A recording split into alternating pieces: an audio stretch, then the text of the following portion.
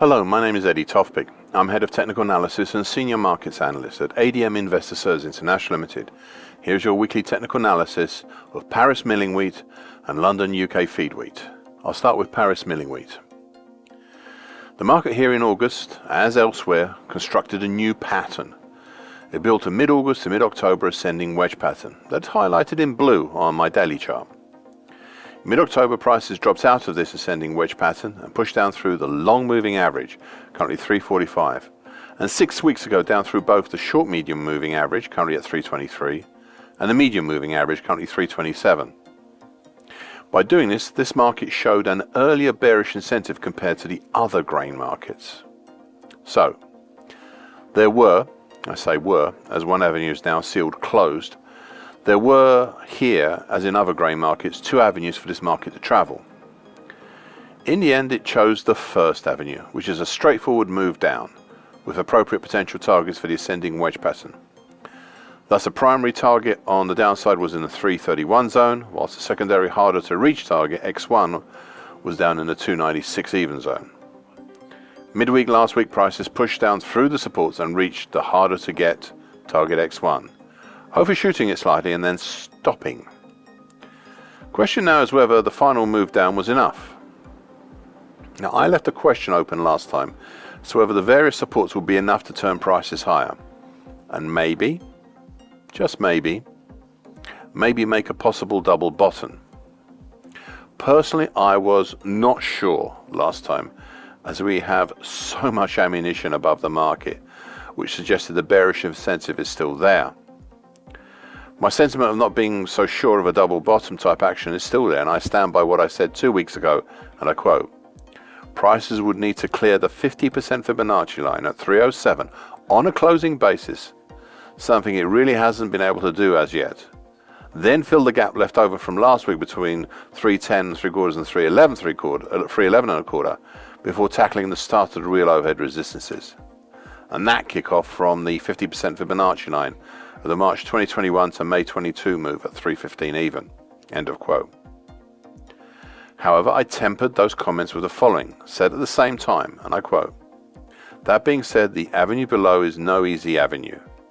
Below target X1, we have the slowly rising neckline of the October 2021 to December 2021 head and shoulders top, currently at 284. And not that significant neckline, but given what is happening in the other grains, this is perhaps worth looking at. And then the combination of the big old 50% Fibonacci line of the September 2009 to May 2022 move, and the 2012 high, both in the 279 zone. Perhaps then, it is only worth looking down to possibly target X1 in the 296 zone, rather than further right now and then assessing the situation after that. And that's the end of the quote. Well, we have been at 296 last week and this week, and the initial assessment is that there seems to be more vulnerability on the downside, and the double bottom idea may soon be retired, for now.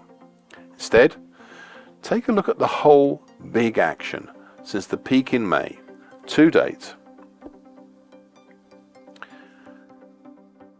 as possibly, just possibly, a very, very large bearish halfway hesitation in the making. Now, to clarify, it is possibly in the making and is not made yet. Not yet. This is a ginormous pattern, and one which eventually leads down to something in the 225 area.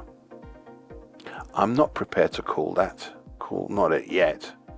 However, we may have another bearish but less aggressively bearish pattern, though not necessarily by much. It is a mid-June to date bear channel, currently 268 even to the 344, which is highlighted in bright green on my daily chart. I'm not saying either of these two will be the way forward, but if you favor the bearish side, then these two are worth considering. However, it all depends on what I said only a few minutes ago, on whether the move back up is a genuine recovery or just a bounce in an otherwise bearish market.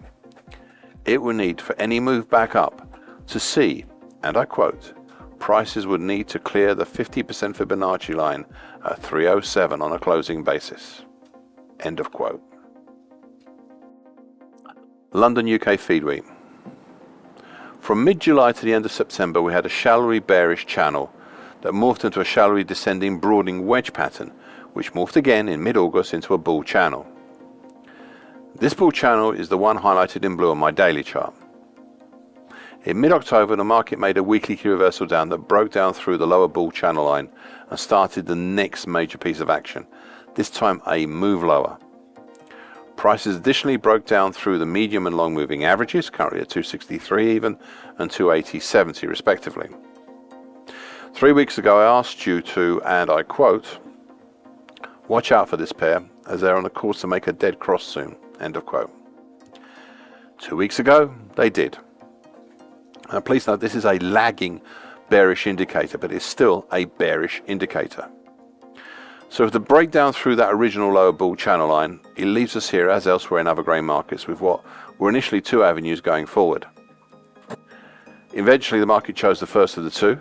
I described it thus 3 weeks ago, and I quote, "The first is a straightforward move down with potential targets for the break below the bull channel. In this case, a primary target on the downside was already achieved in the 269 zone, whilst the secondary hardest to reach target X1 is almost achieved in the 239 zone," end of quote. Prices dropped down 2 weeks ago and reached target X1 in the 239 zone. Now, I laid out 3 weeks ago the next possible scenario, and I quote, "We now have to see if the 239 zone will hold this decline, which includes the previous all-time high at 238 3/4. If it doesn't, then there's a series of old congestions, some dating from 2012, between 230.10 and 223.10, and another dating from 2013 between 215 to 217.80.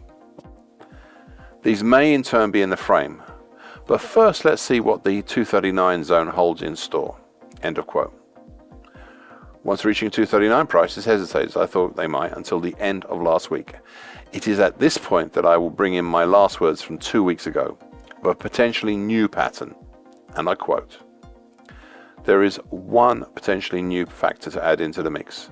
I'm not even sure if it is a genuine or not yet, but we may have an October to date small bear channel."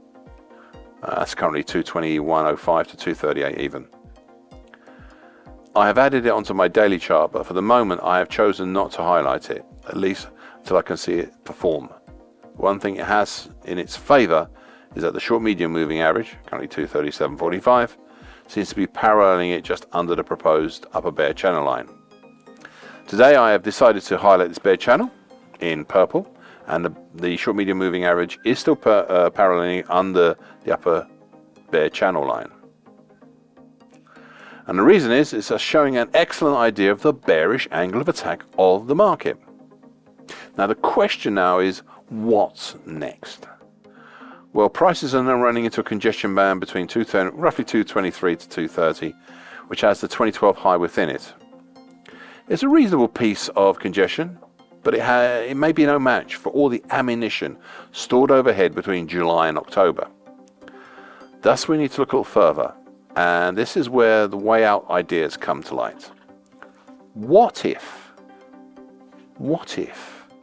the action since mid-May to date is a huge bearish halfway hesitation, a really, really big one? In that case, we'll be looking at potential down in the 180 area. Yes, 180. I am not as yet advocating this as a pattern, but it might turn out to be so. It will depend on how the market treats the congestion below between 230 to 223, and the smaller ones between 215 to 217.80 and between 205 and 206.40. Watch carefully, especially the integrity of the bear channel in purple. Thank you for listening. This weekly broadcast gives essential market patterns and consequences. Please be aware of the risk disclaimer posted with this broadcast. Copyright is Tofpik and ADM Investor Services International Limited. And here comes the final bit.